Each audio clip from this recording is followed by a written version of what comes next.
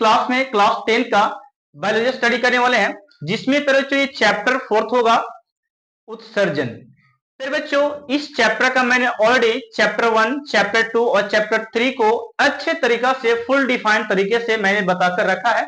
और फिर बच्चों इस वीडियो को अगर देख लेते हैं, आपको मार्क्स पूरे अच्छे तरीका से दिला सकता हूं, इस वीडियो को देख लेते हैं तो फिर अच्छी, और आप लोग बोर्ड में बेहतर भी कर सकते हैं।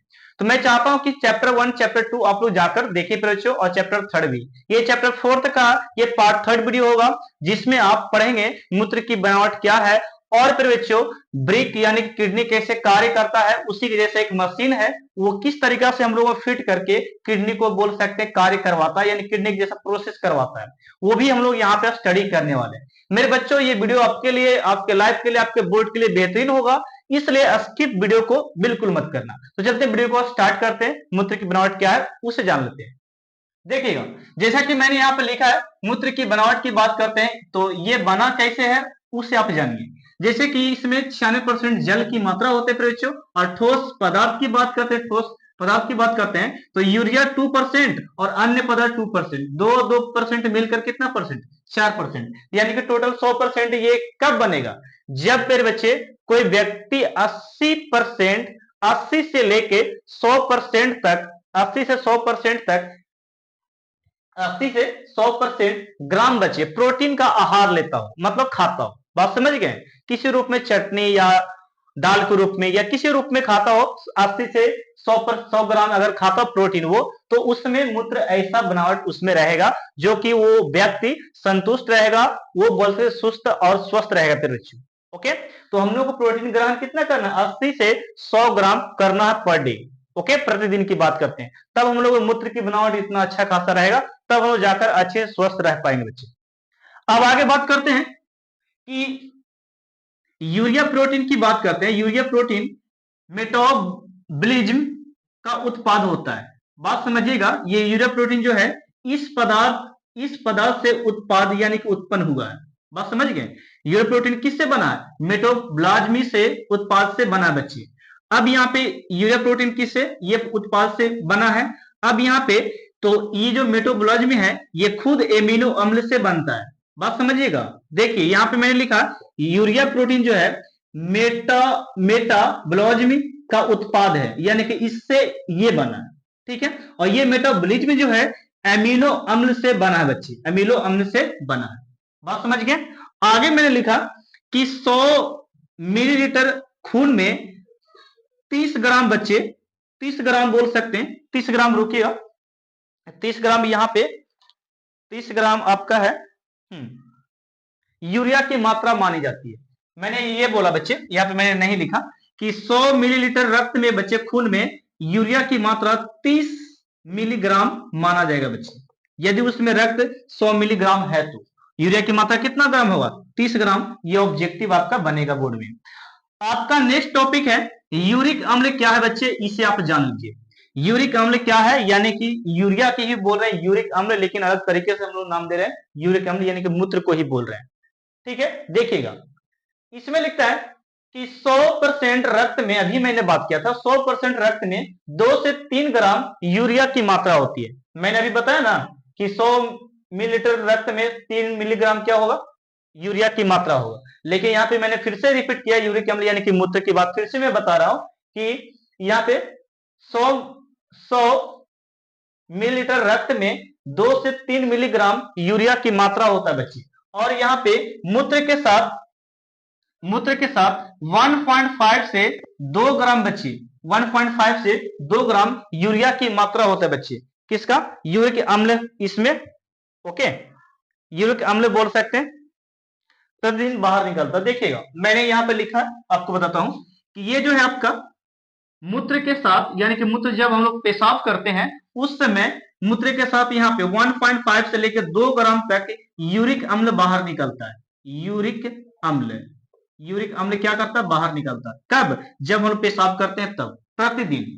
ठीक है ना। तो यही बोले कि यूरिक अम्ल जो निकलता है कितना 1.5 से लेकर 2 पॉइंट इतना ग्राम तक यूरिक अम्ल बाहर निकलता है, मूत्र के साथ बाहर निकलता है। और मूत्र का रंग की बात करते हैं तो ये पीला होता है। और पीला क्यों होता है, तो मूत्र में एक रंजक होता है, रंजक मतलब रंग होता है, ठीक है, एक रंजक पाया जाता है, उस रंजक का नाम है यूरोक्रोम। तो आपसे बोर्ड में पूछेगा कि मूत्र किस रंजक के कारण पीला दिखता है, हल्का, ओके। तो यूरोक्रोम के कारण मूत्र कैसा दिखता है, पीला। पेशाब कैसा दिखता है, पीला दिखता है। बात समझ गए। तो यहां से लेकर ये पेशाब के बारे में लिखना, तो ये सारा बात आप लिख सकते हैं टोटल, ठीक ना, कोई दिक्कत नहीं होने वाला। अब यहाँ पे समझिए कि ये हीमोडायलिसिस है क्या फिर बच्चे, हीमोडायलिसिस आखिर है क्या। तो मैं थोड़ा सा बात आपसे डिस्कशन कर लूं कि फिर बच्चों हीमोडायलिसिस समझने से पहले कभी कभी आपने ये सुना होगा कि किसी व्यक्ति का एक किडनी कार्य नहीं कर रहा है, ठीक है, या आप बोल सकते किसी इंसान का मृत्यु होने जा रहा है, मृत्यु होने वाली है, फिल्म वगैरह में ऐसा दिखाया जाता है, तो उसका किडनी काम क्या होने का करने लगा, बंद कर दिया। तो इस स्थिति में बोल सकते कुछ प्रक्रिया को अपनाया जाता है, उस प्रक्रिया को हम लोग बोलते हैं क्या, हीमोडायलिसिस। अब इसको डीपली मैं लेके चलता हूं, समझिएगा। देखिए मैंने यहां पे लिखा हीमोडायलिसिस आखिर है क्या, सवाल आपसे बोर्ड में पूछेगा, ये 5 मार्क्स का पूछेगा बच्चे। कितने मार्क्स का, 5 मार्क्स का आपसे पूछने वाला है, ठीक है ना। हीमोडायलिसिस है क्या, इसको चित्र भी दीजिएगा, आप लोगों को बुक में चित्र दिया हुआ है मशीन का, ठीक है ना। तो देखिए हीमोडायलिसिस है क्या, लिखना स्टार्ट कीजिएगा। जब मनुष्य में बच्चे, जब मनुष्य में संक्रमण, संक्रमण कहने का मतलब क्या, कोई बीमारी, ठीक है, किसी बीमारी थोड़ा सा बड़ा होना चाहिए। तो कहता मनुष्य में संक्रमण या मधुमेह, रक्तचाप जिसको ब्लड प्रेशर कहते हैं, चैप्टर 3 में मैंने अच्छा तरीके से ब्लड प्रेशर को पढ़ाया, ठीक है। तो रक्तचाप, मधुमेह या किसी बीमारी से या चोट लगने से बच्चे, ये 4 रीजन से कभी कभी किडनी खराब हो जाता है। ब्रिक यानी कि ब्रिक कहने का मतलब क्या, किडनी, किडनी क्षतिग्रस्त हो जाता है, खराब हो जाता है। मैं फिर से रिपीट करता हूं, मनुष्य में कभी कभी संक्रमण, मधुमेह, रक्तचाप यानी कि ब्लड प्रेशर या चोट लगने से ब्रिक क्षतिग्रस्त हो जाता है यानी कि खराब हो जाता है, जिसके कारण ब्रिक कार्य करना बंद कर देती है। अब ये कार्य करना बंद कर देगी तो आदमी जिंदा रहेगा, नहीं जिंदा रहेगा। तो बताओ, बोल सकते हैं कि ब्रिक को, ब्रिक को न कार्य करने के कारण, यानी कि ब्रिक जब न कार्य करने लगता तब, तब कहता है शरीर में जल, यूरिया, जहरीले पदार्थ बहने लगते हैं, जिससे इंसान की मृत्यु हो सकती है। ओके, बात समझ गए कि जब बोल सकते किडनी क्षतिग्रस्त हो जाता है, खत्म हो जाता है, तब वो किडनी कार्य करने नहीं लगता है। और जब ऐसा होगा तो हमारे शरीर में जल, और मैंने लिखा यहाँ पे यूरिया, जहरीले पदार्थ हमारे बॉडी में क्या करेगा, बहने लगेगा, बहने लगेगा। और जिसके रीजन से फिर बच्चों इंसान की क्या हो जाएगा, डेथ हो जाएगा, मृत्यु हो जाएगा। और जिस मशीन के द्वारा बोल सकते इसको, इसको फिर बच्चों ठीक किया जाता है, उस मशीन को हम लोग क्या बोलते हैं, डायलिसिस मशीन कहते हैं। फिर बच्चे यानी कि किडनी को कृत्रिम रूप से चालू रखने की जो मशीन है, उस मशीन को हम लोग बोलते हैं डायलिसिस मशीन बच्चे। यानी कि किडनी काम करना बंद कर दिया तो इस मशीन को लगा देगा, वहां पे किडनी काम करना स्टार्ट कर देगा, तो उस मशीन का नाम क्या पड़ा, डायलिसिस मशीन। लेकिन ये पूरे प्रोसेस को, पूरे प्रक्रिया को हीमोडायलिसिस कहते हैं बच्चे। ओके, क्या बोलते हैं, हीमोडायलिसिस। तो हीमोडायलिसिस में इतना सारा लिख सकते हैं। अब बात समझे, चलिए आगे लिखता है। तो हीमोडायलिसिस मशीन क्या है, जब किडनी काम करना बंद कर देता है तो जिस मशीन का प्रयोग किया था उस मशीन का नाम हीमोडायलिसिस मशीन कहा जाता है। ओके, अब यहाँ पे हीमोडायलिसिस मशीन में बच्चे, मशीन में कहता है कि हीमोडायलिसिस मशीन में एक बोल सकते हैं एक टंकी लगा रहता है, क्या रहता है, टंकी, यानी कि टंकी लगता है, बड़ा जैसा टंकी लगा रहता है, उस टंकी को, यानी कि ये हीमोडायलिसिस जो मशीन है ना, मशीन में कहता है एक टंकी लगा रहता है, उसको डायलाइजर कहते हैं। क्या कहते हैं, डायलाइजर। तो लिखिएगा कि हीमोडायलिसिस मशीन में एक टंकी लगी होती है जिसे डायलाइजर कहा जाता है। और यही डायलाइजर में बच्चे कहता है कि नेक्स्ट टॉपिक आपका है कि डायलाइसेट या डायलिसिस फ्लूइड क्या है, ये भी सवाल है।